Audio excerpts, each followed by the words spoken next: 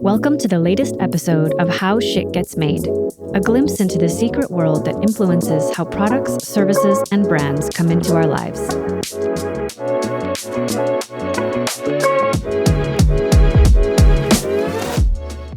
So welcome, everybody. I'm super excited to have you all here on How Shit Gets Made, MindSpark's podcast about the people behind the products, services, and brands we love. Today, I have a really exciting guest with me. Really glad to have Yuri Martins, who is a senior product designer at Typeform. Hello, Yuri. Hey, Nikki. Thank you so much for the invitation. Yeah, really glad to be here. And thanks for joining. We were so excited to see you talking about a subject that we already find really important to be discussed, and really glad that you were willing to talk about it even more with us. As you were just saying when we were preparing for the recording, you've talked about this subject many times, so I'm glad you're willing to talk about it at least one more time for MindSpark. So thanks again for joining. So I kind of just want to jump right in, and I would love to start out with something a little bit very general. So for people who do not know what is Typeform, we at MindSpark do know Typeform, and actually we use it. We are clients of Typeform. But maybe you could tell the listeners, what is Typeform?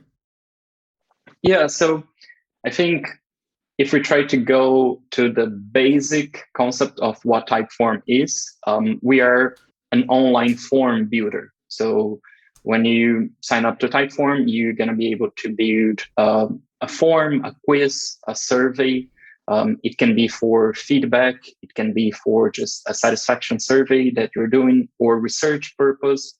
But in the core, we are a form builder. I think how Typeform differentiates from the market is that we're built in a way that you build these forms and surveys in a more conversational way. We always ask one question at a time, which gives you a lot of the freedom of making this a conversation and not just you asking for people's data. So I think one very simple example is if you want to ask for somebody's name, surname, and email, instead of just having fields with name, first name, surname, and email, you could start asking like, hello there, how should we call you? And then you put your name, and you can also use the information from the first question already to populate the second question. So you're going to tell me your name, and I'll say, oh, hey, Nikki, and how about your surname? And after that, we can ask again, like, okay, last but not least, what's your email? So you can build a conversation and not just ask bluntly the data that you want to know about the person. So, And I think this, with the design features that we have, is what makes Typeform. Yeah, I remember when I first came across Typeform before we had started using it, I was actually trying to do some price research for a particular service that I wanted to investigate. And I came across a company that was using Typeform, and I had never seen, normally you see like, okay, here's our menu of pricing. And if you have any question, well, you'll have to contact the people, and then you start a sales conversation. And I wasn't ready for that yet. But this one company, they had a Typeform, and they said, okay, are you looking for this or that? Well, that. And okay, since you want that, do you want this level of service or that level of service? And it was amazing because I didn't have to talk to a human being, but I was able to get like a really precise answer about the pricing estimate for the service that I wanted to get. And it was fun because, as you say, it was really conversational. It was the fun of talking to a person without the stress of feeling like I was going to have to give them my soul, or I was definitely going to have to commit to the sale right now. It was like really easy to get the information. So as soon as I saw that, I sent the link to the company of the company for this service to my team. And I said, we need to use Typeform immediately. And then we did shortly after we bought our license, and we use it all the time, actually, for internal and external processes. So yeah, I think that's one of the other great things I love about Typeform. We use it for our employee feedback. So for our annual reviews, we have questions that are in Typeform and people can go and fill them out. And that's how we do our review system. No, It's that's really fun. perfect. Yeah, I have to say that we also use Typeform internally at Typeform. So. I would hope so. Okay. So maybe now you can tell us a little bit about you. So you're a senior product designer at Typeform. What do you do exactly? Yeah, so I've been working there now for almost 2.5 years. And I've been through a few different teams there, a few different product teams inside Typeform. Nowadays, I'm currently working in 2 teams, which one team is focused on the creator experience, so how you create the Typeform. And the other team is focused on how you respond to Typeform. So it's on the respondent, which usually will be the customer of our customer. So they're 2 very different experiences and 2 experiences that are focused on different people. But we understand that there is a lot of exchange between them, because it is the creator who creates the Typeform that the respondent will respond. Right. And we need to always make sure that we are providing the right and the best tools possible for the creator to provide the best experience for their respondents. So these teams, like, we work very close to each other, and I'm the designer for these teams. Okay. And not only these, we started in the end of 2019 the accessibility initiative, which luckily I've been part of from the beginning. Yeah, so that was going to be my next question is I know that you have a passion for this accessibility work. So I would love to know a bit more where that passion came from for you. So maybe it came from something in the personal life, maybe it came from something on the professional side. Where did you start to become interested in being involved with accessibility work? Yeah, I think it definitely evolved through time. I was very lucky to be in the position that I was at Typeform when we really started talking about accessibility and understanding that we need to make sure our Typeforms are accessible. And this was in 2019. This started with an engineering initiative, and then we were also lucky that our design director also wanted to focus on accessibility. And then on a personal level, I think we are always trying to understand ways that we can make our work meaningful, and we can make a difference. And for me, I saw in accessibility a way to make my work meaningful. But I think it started evolving in the sense of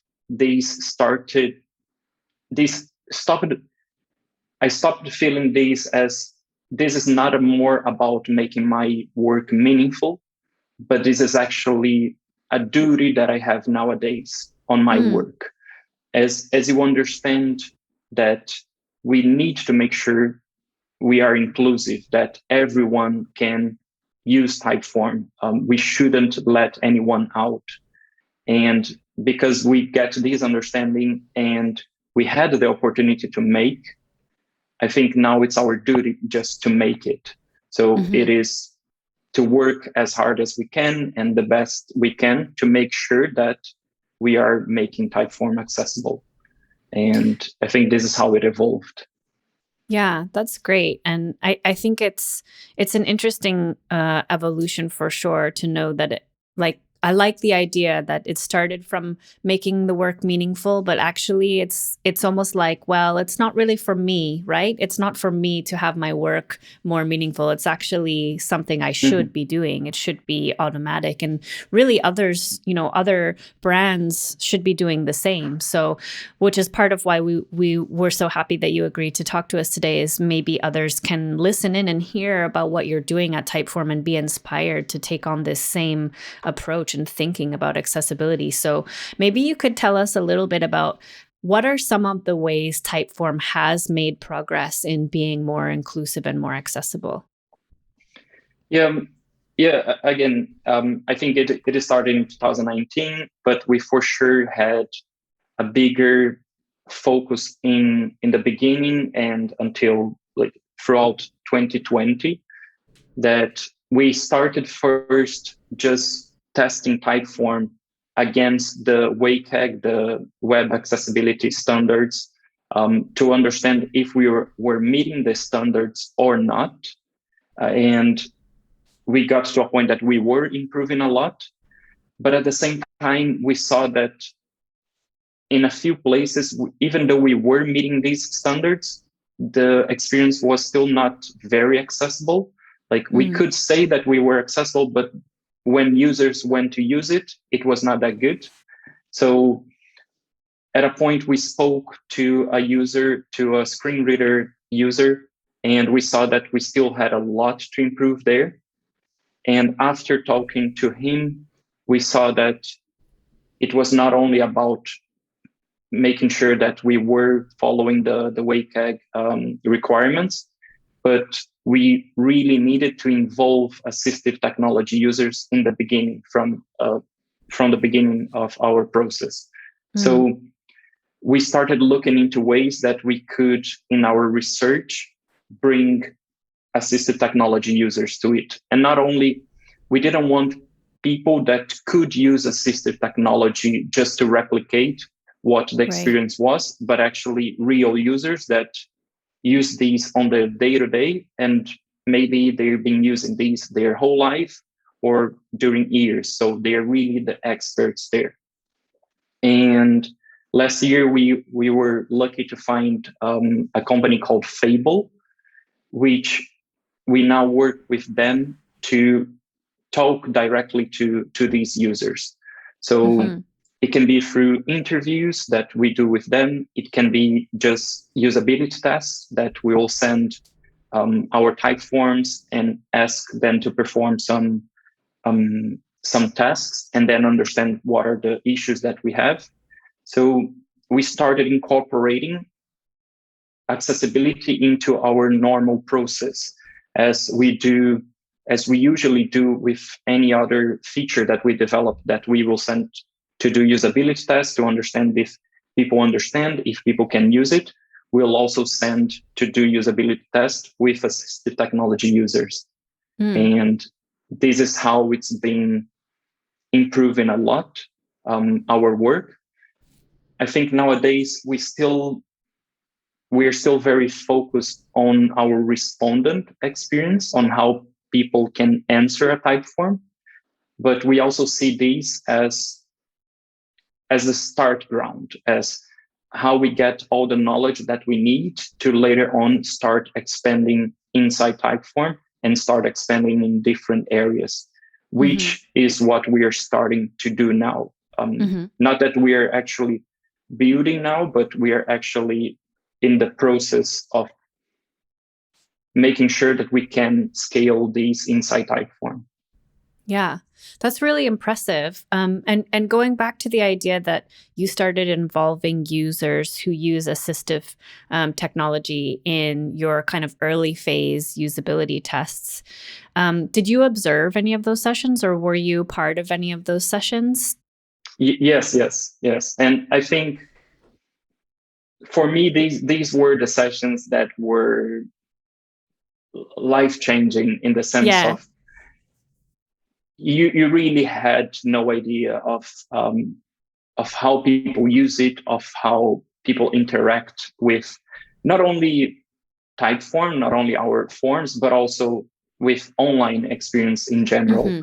And I think it was after these that you understand that, yes, I can't consider my work done if I haven't considered these users. Like if I haven't got to the point that these users can use, my experience is still broken. Like I'm not making sure that everyone can use our product. So all these interviews and tests that we did were really, really helpful to really understand what are the issues that we have. Yeah, I think it's really great that you point that out because, we've had some similar experiences too, doing not even necessarily user research, but also other kinds of consumer testing where we've specifically been talking to people who use assistive technology. And once you see even how somebody interacts with their own mobile phone, who needs assistive technology, it's like you cannot go backwards. You cannot just forget that these people exist. I mean, it really, even for me as someone who doesn't need that technology, I'm constantly looking at my phone thinking like, I wonder if this app has, the accessibility settings needed to work with assistive tech. So I know this is going to sound like an obvious question for you, but just in case, there's somebody out there listening who maybe hasn't started, their company maybe is only at the beginning of trying to incorporate accessibility or inclusivity into their work. One of the things you mentioned was that you realized it was important to start including these people at the beginning. And I'm wondering if you could comment on that, because I know that there are some companies and brands who maybe they design a thing, they design a product, and then they want to test it with everybody. So, okay, I want to test it with single moms and I want to test it with teens. And oh yes, let's also get some people in here who use assistive tech. Why is it important, in your opinion, to involve the people who need assistive tech from the beginning rather than at the end? Yeah, I think if you have like as much people as you involve, is you're gonna start getting the most feedback out of it, and you're gonna start getting the most understanding of how things should work online. And this is gonna help you from the beginning to think about all the experiences that you might have and you want to consider when designing something, when building something. In our case, for us, it was really helpful. And our first set of interviews that we did weren't just to test Typeform with assistive technology, but they were actually just to understand how assistive technology worked. So we spoke with people that were using screen readers, or people that were using alternative navigation, as Dragon naturally speaking, which you speak directly to the screen. This was something very new for us. So how would we be able to design and build something if we don't even know how it works? So when we involved them in the beginning and we were able to interview them, understand how each technology works, how these users interact online, what a good experience means, what a bad experience means, you start understanding that, yes, you need to take all these into account when you are designing. One small thing that we had no idea, for example, that when you are making a drop-down menu, sometimes you have on websites a drop-down menu, and we have at Typeform, and we are working to fix this, that a drop-down menu that when you hover, you show the options inside the drop-down. And if you hover out of these options, the options will collapse again and hide it. For someone using Dragon naturally speaking, that they can only access that by voice or by a grid on the screen, it's impossible for them to select these, because every time they try to go to an option, the screen will understand that they are moving out of the menu and it will close the menu. So the simplest thing is just making sure that when you click, it opens, and when you click outside, it closes. And this was a big change because we had no idea that these worked like this. So I think having these interviews in the beginning and making sure that we understood these made a big difference in how we design, how we build our features. Yeah. No, I think it's a great point. And it talks a little bit to a bigger subject that we hear about at MindSpark all the time, which is, as you know, we focus a bit on user research, and you're product design. And a lot of times we hear that product design folks really want to pour their heart into something and then test when it's close to finished. And so, for us, we're always trying to advocate for the idea of including the user voice throughout the process. And there are some organizations that are better at this than others, of course. It can be quite challenging for sure because of certain things. But so I guess, is your experience that Typeform is, particularly open to involving the voice of the users throughout the process based on your experience with the accessibility work that you've been doing? Yeah, I think we've been improving a lot. I think we're getting more mature as a company, and as we get more mature, we are including more, and we are bringing more people in the beginning. So I think this started as just to make sure our respondent experience was accessible. But nowadays, we are not only starting to interview assistive technology users to make sure that our respondent experience is accessible, but starting to include them in general interviews that we might have, that we want to understand the perception of Typeform, or any other interviews that we might that we perform at Typeform. So we've been looking at including more and more users and diverse type of users to make sure that we can get the complete picture. Yeah, that's really impressive.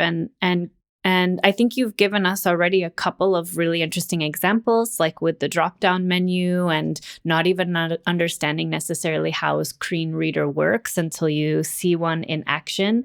When you think about other product designers that might be working somewhere else, what's something that you think that they could learn from all of the steps that Typeform has been taking in order to be more accessible? What are some of the things you think, okay, if I was a product designer somewhere else, now that I know everything I know from Typeform, this is something that I would encourage other designers to think about as well?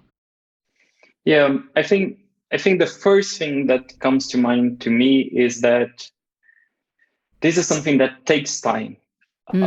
It's not something that I would never expect that, even though I think I have a little bit more experience with accessibility now. I don't consider myself an expert at all, but I think even though I have a little bit more experience with these, I wouldn't assume that if I go to another company and say that, look, we need to make it accessible, I would think that in the next week or month, everything would be accessible and everything would be working. It's not. And especially in bigger companies, these may take a lot of time. You might have a lot of people that you need to convince, and then you need to change their mindsets to it. But just make sure that you are constantly moving forward. So don't try to make sure that everything is accessible next week, but just try to make sure that it is evolving there and things are moving forward on the right direction. So I think for me, this was the biggest learning at Typeform. And this is how we've been able to continue making it accessible every day. I think design-wise, a lot of us designers, we have a concern that if we need to make an experience accessible, we might break our visual guidelines, or we might make it visually inconsistent. And I think this is just a myth. I think especially if you plan from the beginning, if even before you have the final solution, you already start taking accessibility into account, you will be able to make sure that all the accessibility features that you need to make sure are there also make part of the visual identity of your brand, of your product. And I think the last one is, some people also think about accessibility as being a lot of constraints for you to work. But we need to understand that up until a point, constraints are really good for our creativity. To have a set of constraints will help us be more creative, and bring new ideas. So don't think about this as something bad. Think about this as something good, that it will make you a better designer, in the sense of your craft, and embrace it. I think that's a great point, because most people I know end up being the most creative when the problem that they have to solve has several pieces, several variables that they need to understand. If you're just given a blank canvas and said, like, paint me something, you can be like, oh. But if you're saying, well, I only have these 3 colors and I'd like you to paint me a house, then you start to think, okay, how can I make a house with these 3 colors? And some really good work comes out. So I think that's a really great point that you've said. And another thing I wanted to ask you about, the design, product designers, and also that kind of relationship with research. Again, you've given us such great examples about things that you saw that, sort of opened your eyes to what the experience is like for another type of user. I'm just wondering, how do you think accessibility work could be successful if there was not research involved? So instead of saying, like, what's the role of research? I'm going to say, imagine that you did not do user interviews with these people. Do you think you still could have achieved the same amount of progress in accessibility? I think you could achieve some, but not the same. I think as any other work that you might do design-wise, you can think about your knowledge, about the experience that you have, and try to apply that. But this will not be a complete experience. It is a lot about what happens whenever we do usability tests, and we know that we really think that, okay, we built these, and we really believe that the users will do these and go here and do that. And then when you start doing usability tests, it's something completely different. And this is already an experience that we believe we understand. But if we take this into experience that we probably do not have much idea of how assistive technology users interact, I think this gets even bigger, this difference between what we know and the reality. So for me, it's, if you don't bring user research into it, you are missing a lot of the learnings that you would be able to have. And even though you might be able to improve a bit, I think you will have a limit that you won't be able to pass. And you probably might be able to create accessible experience, but it might be that it is accessible but not usable. And I think this is the big difference that we need to understand, that we don't want something to be just accessible. We want something to be accessible and also usable. And this is where I think user research will make the most difference. Yeah, that's great. And, talking about what you were saying in the previous point about constraints, I have to say, as a user researcher, that we also face constraints, right? Because it's not easy to do research with participants who, for example, use assistive technology or have varying different levels. So there's always ways that we have to be creative and say, okay, how do we reach them? Are we sitting next to them in a lab? Do we do something remotely? Is it moderated, unmoderated? How does the tools we are using to do the tests cooperate with their screen readers and things like this? So I guess I was just wondering, from your perspective, as someone who is almost in a way a consumer of the research, right? So the research happened and you observed and you were benefiting from the findings. Are there any thoughts or ideas that you have about maybe some ways that user research can improve in terms of accessibility, or maybe ways that you see it evolving in the future to be more accessibility friendly? It's a hard question. Yeah, I think it is 100% about always bringing assistive technology users to your research. You need to make sure you bring, because again, it's not only how they use the product that you have, but how they experience that product. And this is very different. Think about a screen reader user. It's their experience is totally, it can be totally different than the experience that a sighted user might have when scanning through your website. So you want to make sure that the experience are closer as possible, but not only closer as possible, but make sure that it is a very good experience to this screen reader user as well. And in the sense of evolving this user research, for me, it's making sure that not only you always bring these users to your research, but also that you get the learnings from these, you can apply the learnings. And then when you can do more user research, you can go a bit deeper into because you already have the learnings from the previous one, you can go a bit deeper and you can get more details, and you can try to improve the experience even more. I think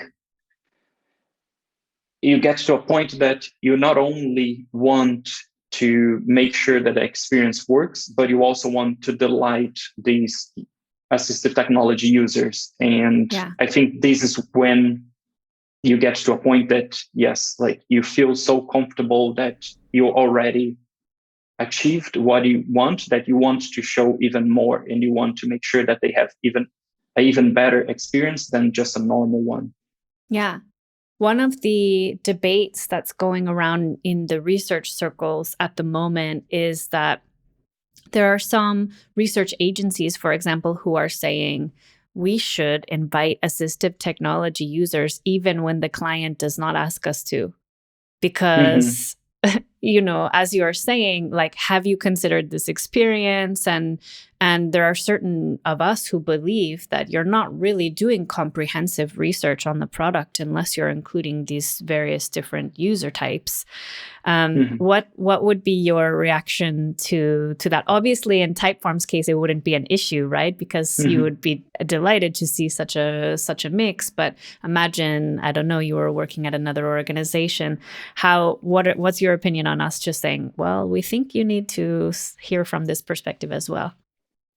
Yeah, I think it would be wonderful if everyone could experience these and see how assistive technology users interact, especially if they are interacting directly with their product. So if you can add a user, and then you can show to the client, like, look, this is how a screen reader, or this is how an alternative navigation user tries to interact with your product, and you can see that they are not able at all. I think these would help a lot people to empathize a bit more and start shifting a bit to invest a bit more time into making sure the experience is inclusive for everyone. Because a lot of people think that they are very small issues that, yes, people can use your website or your product, they just can't use as well. But in reality, it is not. Sometimes you can't even go through the top bar menu there, the navigation. And this is where you stop and you can't do anything else.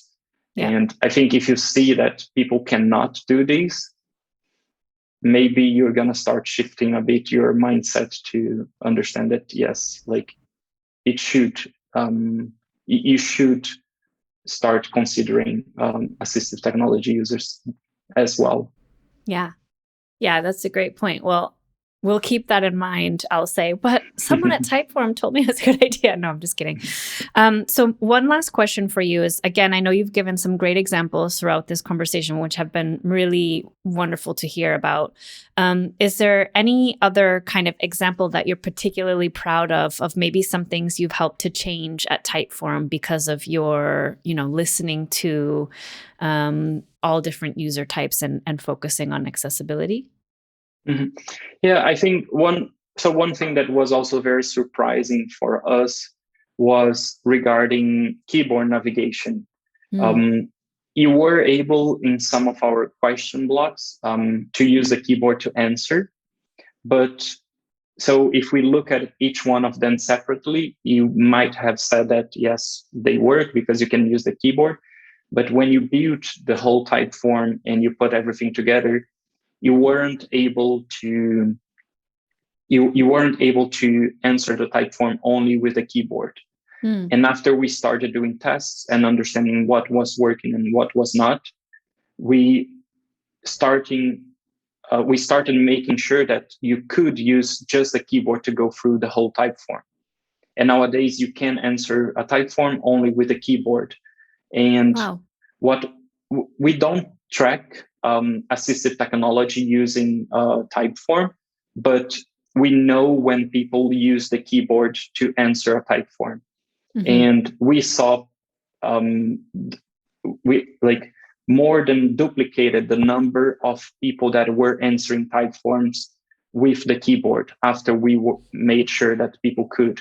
So, and we are sure that this was not only people that were trying to use the a screen reader, for example, and weren't able, but we know for sure that it was also people that just found it easier to use the keyboard and not even touch their mouse, and they were Mm-hmm. going through the type form with a Right. keyboard.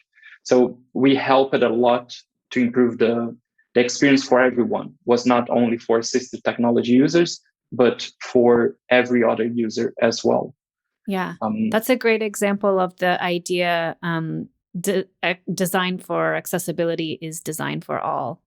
So, I mean, yeah. when you design with that in mind, it makes the situation easier for everyone.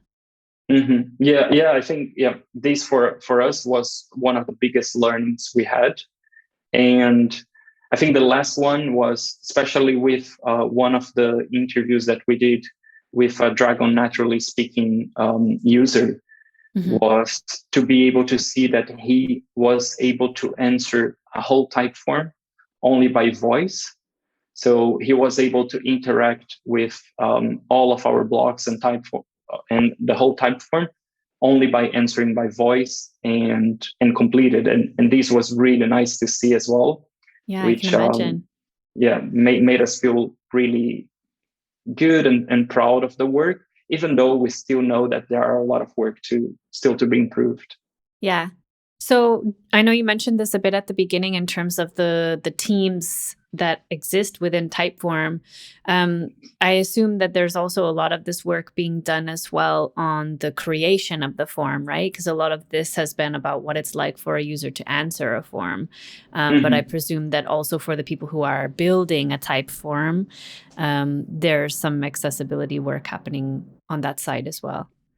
Yeah, so I think now this is what we spoke earlier, and it's now that we got all these learnings on how to bring accessibility to the respondent experience, and not only thinking about the respondent experience, but thinking internally at Typeform, how we Mm-hmm. can make sure that every work that we do and every feature that we ship is accessible.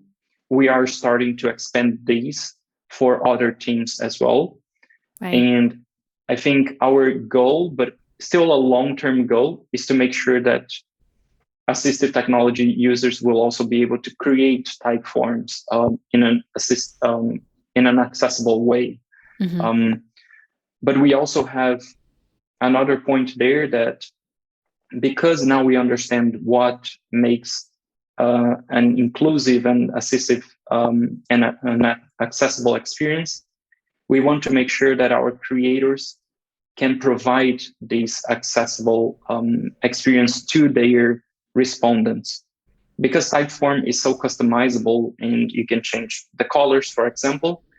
If you change a lot, it might be that the colors that you chose are not accessible between them.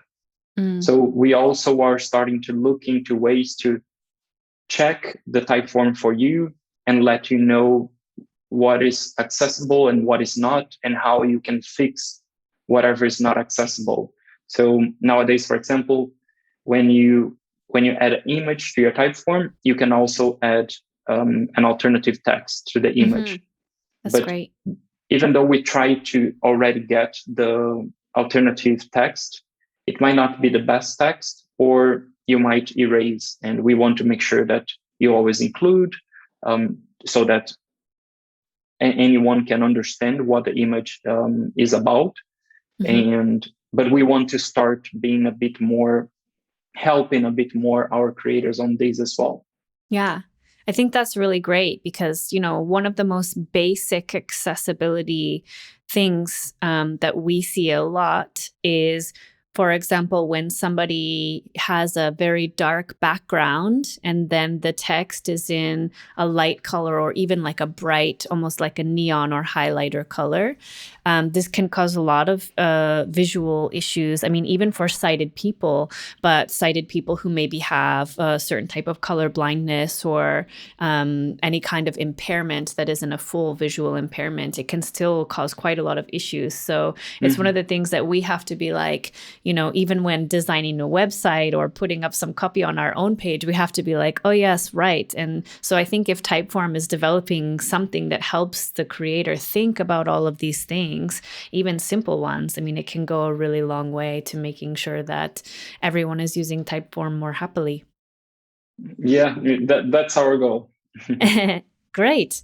Okay. Well, this has been a really great conversation. Thank you so much, Yuri, for answering all the questions. I don't know if you have any final thought you want to leave us with about maybe things people should keep in mind if they're wondering, should I start thinking about accessibility? Should I get involved with this somehow? Should I raise it to my supervisors, or should I raise it to my product owner that we should be looking at this? Any thoughts from you to end the interview?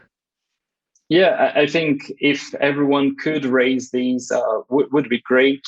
But I also understand that sometimes it's hard, and you might not be able to.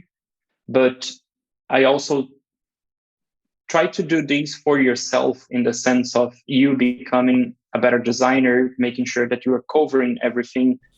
And we have everything online, so you can learn everything online as well.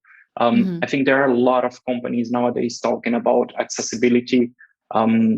Design companies, I think Microsoft, for example, has their accessibility kit in Figma as well that anyone can check. So we have so many resources nowadays that you could try. Maybe even if your company is not going to implement these, it's not going to use these, you can try to start using yourself there for you to learn. And maybe these will be the beginning of you start shifting something internally, and which I highly encourage you to do. Yeah. Excellent. Well, thank you so much, Yuri, for joining me today. It was such a great conversation. I loved hearing about all of the different things that you're getting done at Typeform. It's really impressive. So thank you to you for all the great work that you're doing, and to your colleagues. And thanks to everyone who is listening. And yeah, see you soon on the next one.